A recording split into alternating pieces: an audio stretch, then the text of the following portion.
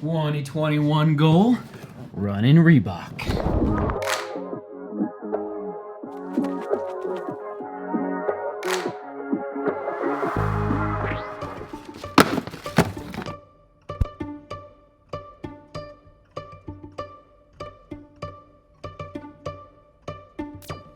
Come on, people now, smile on your brother. Everybody gets together, try to love one another. No.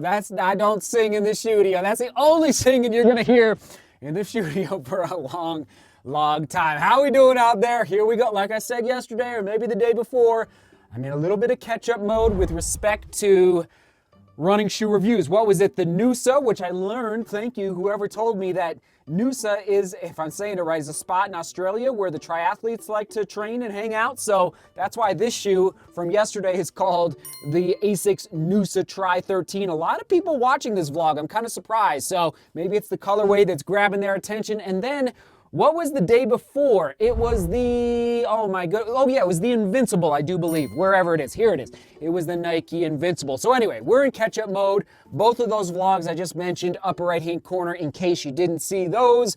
And here we go. Oh yeah, before we jump in to the Reebok FloatRide Run Fast 3.0, is that, there it is. Come on now. Pikes Peak, Ascent and Marathon. Down in the comments, let me know. Did you register? Let me know. Registration opened yesterday, okay? And it sounds like it's gonna sell out very quickly this year because last year it was very strange with everything happening in the world. So I bet you're gonna wanna register. It might even be filled up already. I'm not sure, I haven't checked. But anyway, Pikes Peak Marathon and Ascent. Let me know if you're gonna be out there on the mountain, and let's dive in. 8mm drop, 25.5 in the heel and 17.5 in the forefoot. All right, and in men's size 9, women's size 8. There it is on your screen. And now inside the house, I did just run, I put 20 miles into the shoe today at 650 a mile. So I did step in some puddles. So I think it's holding a little bit of water right now. Inside I had 6.7. But out here, I did just confirm a second ago that it was coming in right at 7 ounces, but I will confirm once it's saying 7, but I think it's a little under 7 in my size. So there's my score, 8 out of 10, solid score. Mono mesh upper. If I had to put some words to it, or one word, I would say nimble. It feels nimble. It's a nice, lightweight, but still a little higher build quality than Skechers, but it's reminding me of a Skechers upper if you've ran in some Skechers running shoes as of late. But man, I tell you what, I don't see this upper tearing at all, like anytime soon. It's very interesting. It feels a little plasticky. I don't like if that's can I use that and make up that word? It feels a little plasticky to the touch, which I don't love, but frankly out there, once you get your sock on and you don't feel it, because of the sock. So it is a fully gusseted tongue. The heel counter, we'll come back to the heel in a minute. Actually, I'll just tell you right now, lockdown, this is gonna be rough. 5.5 out of 10. Heel slipping. Not horrible. In fact, after 2 miles in the 20-mile run today, I forgot about it. And in fact, probably around like mile 15, I remembered, is my heel slipping?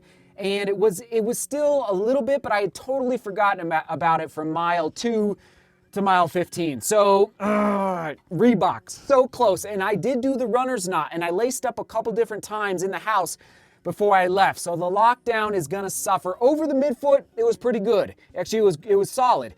But that heel, I don't know. And I'll keep testing. And I did wear thick socks today as well out there. All right, overall score for the upper, though, is much better, much higher, because I think it's quality material. I don't think it's going to tear. And I like the rest of the upper. It's just a little bit of heel slipping out there. We're looking at FloatRide Plus foam, ultra lightweight cushioning with a midfoot shank, okay? My guess is it's like a piece of, I actually don't know, some sort of plastic material. I haven't cut open the midsole yet. But it does feel fairly, I forgot to do it. Here we go. Twist test. Yeah, it's twisting, but it's not crazy. It's twisting though, for sure. So there's the twist test for you, but it feels all right. So for that ride and energy return, not amazing. 7 out of 10, but just like the Noosa compared to the Invincible, this is bounce, lots of good bounce. This is snap, lots of good snap, amazing snap. And for my positive for the overall shoe for the Reebok FloatRide Run Fast 3.0. These names. I will tell you my positive here in a minute, which is connected to the midsole. Moving on to that outsole, we're looking at 8.5 out of 10.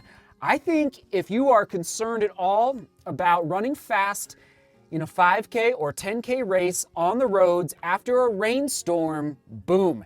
This outsole, very excited about it. Carbon rubber, there's these little nubs. Little nubs is the best way to put it. Actually, if you like the Reebok FloatRide Run Fast Pro, this is not the Pro lineup. It's the same outsole pattern, just so you know. Actually, is it out here? It is not out here at the moment. So I really like what they're doing for the outsole with these nubs on the bottom. Yeah, really good. But I think you're going to get great grip on slick, wet pavement. For the fit, I went true to size, and I'm going to go 6 out of 10 only because of that heel slipping. I don't know if I would have gone, a little narrow through the toe box. It didn't bother me, but it was a little narrow. And usually that doesn't jump out at me for other shoes. So keep it in mind, make sure if you buy this shoe that they have a good return policy in case it feels a little narrow through that toe box. For you, midfoot was good, and then sadly just that heel slipping dropped the score down just a little bit. For the comfort, 7.5 out of 10, and not a plush upper, but it was fine. And I was actually a little shocked by how comfortable the midsole ride was. And again, we'll get you the positive here in once, actually right now. Here we go. My positive is that the footbed.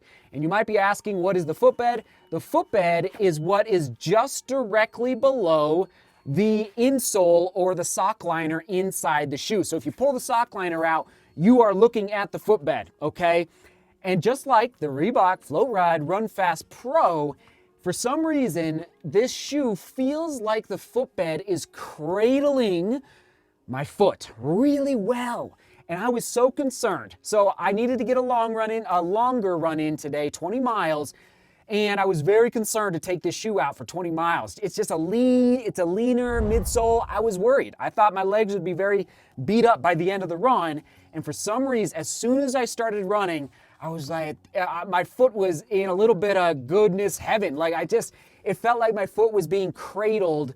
And maybe it's a combo of this sock liner. Wow, interesting. Oh my goodness. What are they doing here on the bottom? Interesting. I don't know. I think they are up in their game. This is exciting, this sock liner. Anyway, I'm geeking out now. I got to move on, but I'm excited about the footbed of this guy right here. For my drawback, it is the heel slipping, of course. Durability prediction, 350, maybe 400. So I'm going 350 to 450 for the range, and that might be a little generous. It might be closer to 300, so I don't foresee it. Yeah, if you take it past 300 miles, I'd really appreciate it.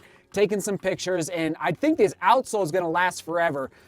But what I'm concerned about is that the overall feel underfoot of the midsole foam. All right, there's my score for the durability. How will I use this shoe? Who is it best for?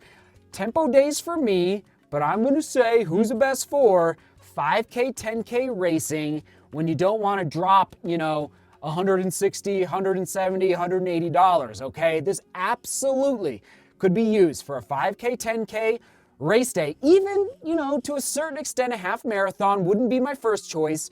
5K, 10K racing, and then crossover to tempo days in your training. You could, this is a commuter shoe to the track as well. You could do 2 miles to the track, rip some 1K repeats, and then jog back home. Definitely, it's in the right weight class. It's in the right weight class. Yep, there you go. So, price point, $140.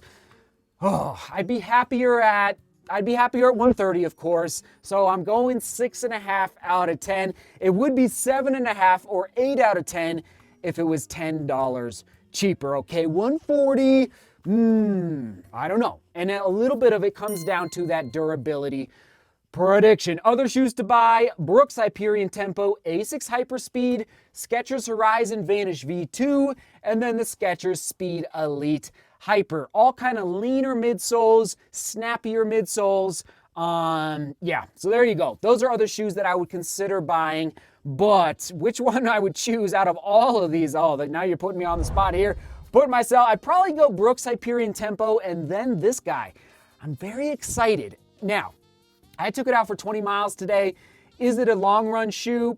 No, it's not. I'm glad I took it to the 20-mile test for you guys, but by mile 17, 18, I was working a little harder than I wanted to. I was urinating, just kind of like the Noosa from yesterday.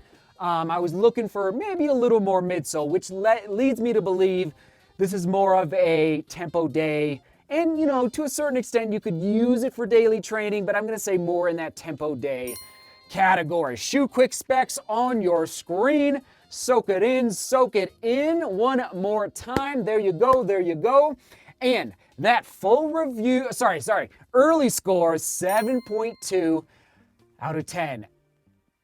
The scoring system, just so you know, everybody, is evolving in the sense that I'm nailing it. Like, this is exactly a 7.2 shoe.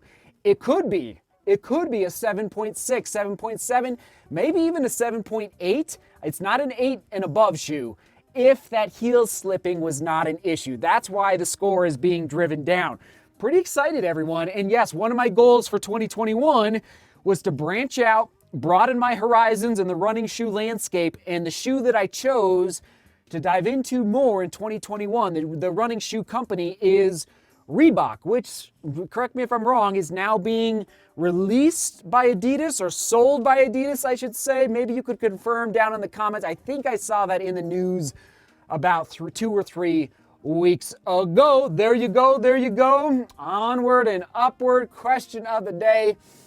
You can probably tell based on the questions of the day. When I do this, when I'm putting my arm up here, I'm leaning against the studio wall because my legs are tired. So I'm just doing a little lean here, everybody. Question of the day. I'm excited to take the boys, take True Love, to see the world a little bit, and just to, you know, I actually like traveling. I don't like to travel a ton, but I love exploring the world. I really do. You know, it can be tiring, but I do enjoy it. So anyway, question of the day: what is your personal or your family's favorite vacation spot in the world? Okay, and it might be an hour from your house. It might be, you know, on the other side of the globe. But as you can sense, I'm excited to travel a little bit more as we all hopefully transition out of this craziness we've been experiencing for the past year now. So anyway, that's the question of the day. Can't toss it to Reebok because I have the Reebok FloatRide Run Fast Pro I've tested. All right, we'll throw it to that. It's an old 2 years ago. It's a 3 ounce shoe in my size, maybe 4. Very lightweight, amazing shoe. Race some 5Ks in that right there. All right, see beauty. Work hard and love each other. See you tomorrow.